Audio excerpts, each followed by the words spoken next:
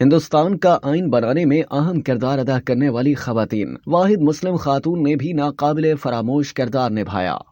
26 جنوری 1950 کو پہلے انڈین صدر ڈاکٹر راجندر پرساد نے انڈین آئین پر دستخط کیے تو ہندوستان ڈومینین سے جمہوریہ قرار پایا۔ آئین ساز کمیٹی نے 2 سال 11 ماہ اور 18 دن میں اس مسودے کو حتمی شکل دی۔ کمیٹی کے سربراہ ڈاکٹر بھیم رام امبیڈکر کو انڈین آئین کا خالق اور بائے آئین کا لقب دیا گیا، لیکن ہندوستان کی 299 رکنی دستور ساز اسمبلی میں 15 خواتین ایسی بھی تھیں جنہوں نے آئین سازی میں کلیدی کردار ادا کیا، اور ایک ایسے ہندوستان کی بھرپور حمایت جو مردوں کے ساتھ ساتھ خواتین کے نقوش کو بھی برداشت کر سکے۔ دی انڈین ایکسپریس میں شائع ایک مضمون کے مطابق دستور ساز اسمبلی میں کئی ممبران کی جانب سے ناگوار تبصرے موصول ہونے کے باوجود ان خواتین نے کسی کی پرواہ نہیں کی اور ہندوستان کی خود مختاری اور سیکولر جمہوریہ کی آئین سازی میں اہم کردار ادا کیا۔ ہنسا جیوراج مہتا، ایک آزادی پسند جنگجو، حقوق نسواں کی کارکن اور آئین ساز اسمبلی کے رکن ہنسا جیوراج مہتا نے کئی کردار ادا کیے ہیں۔ آئین ساز اسمبلی میں خواتین سے متعلق تحفظات کے خلاف مضبوط دلائل دیے۔ وہ ہنسا مہتا ہی تھی جنہوں نے آزادی کے بعد خواتین کی جانب سے ملک کا پہلا قومی پرچم پیش کیا تھا۔ اینی ماسکرین، 1902 میں پیدا ہونے والی اینی ماسکرین نے بطور وکیل اور سیاستدان شاہی ریاست ٹراونکور کو نئے آزاد ہندوستان میں ضم کرنے کے لیے جدوجہد کی اور ٹراونکور میں وزارت اور قانون ساز اسمبلی کے عہدے پر فائز ہونے والی پہلی خاتون بن گئی۔ امرت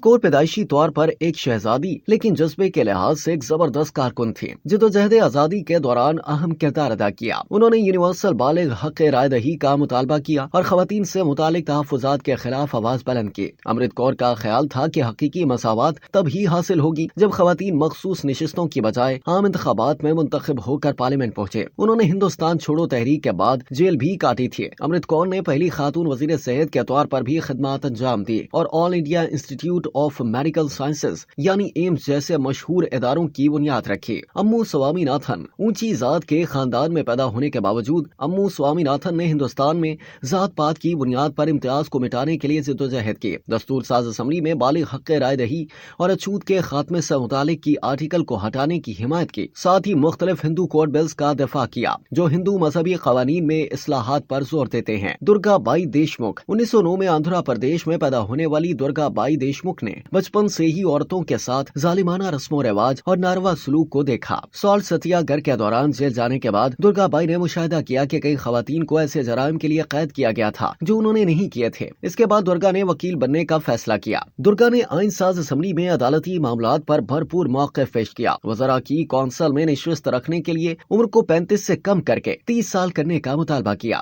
آزادی کے بعد درگا نے منصوبہ بندی کمیشن میں سماجی خدمات کی رہنما کے طور پر خدمات انجام دی اور مرکزی سماجی بہبود بورڈ یعنی CSWB کی چیئرپرسن بھی بنی۔ بیگم اعزاز رسول، پنجاب کے ایک شاہی خاندان میں پیدا ہونے والی بیگم اعزاز رسول آئین ساز اسمبلی کی واحد مسلم خاتون رکن تھیں۔ وہ ایک سیکولر ریاست میں اقلیتوں کے حقوق کے لیے آواز بلند کرتی تھی، لیکن فرقہ واریت اور الگ انتخابی حلقوں کی مخالف تھیں۔ آئین ساز اسمبلی میں بیگم اعزاز رسول نے کہا تھا کہ ریزرویشن خود کو تباہ کرنے والا ہتھیار ہے جو اقلیتوں کو ہمیشہ کے لیے اکثریت سے الگ کرتا ہے۔ بیگم اعزاز رسول ہندوستانی خواتین ہاکی فیڈریشن کی صدر بھی رہ چکی ہیں۔ انہوں نے آل انڈیا ویمنز ہاکی ایسوسی ایشن قائم کی۔ وجیا لکشمی پنڈت، ہندوستان کے پہلے وزیر اعظم جواہر لال نہرو کی بہن وجیا لکشمی پنڈت ایک سفارتکار اور انقلابی تھیں۔ ہندوستان کے سب سے نامور خاندانوں میں سے ایک میں پیدا ہونے والی وجیا لکشمی پنڈت برطانوی دور میں پہلی خاتون وزیر تھی۔ وہ ان اولین رہنماؤں میں سے ایک تھیں جنہوں نے آئین بنانے کے لیے ہندوستانی دستور ساز اسمبلی کا مطالبہ کیا۔ وجیا اقوام متحدہ کی تنظیم کی کانفرنس میں واحد خاتون مندوب تھیں۔ وجیا لکشمی پنڈت کو یہ اعزاز حاصل ہے کہ وہ 1953 میں اقوام متحدہ کی جنرل اسمبلی کی پہلی خاتون صدر بنی تھیں۔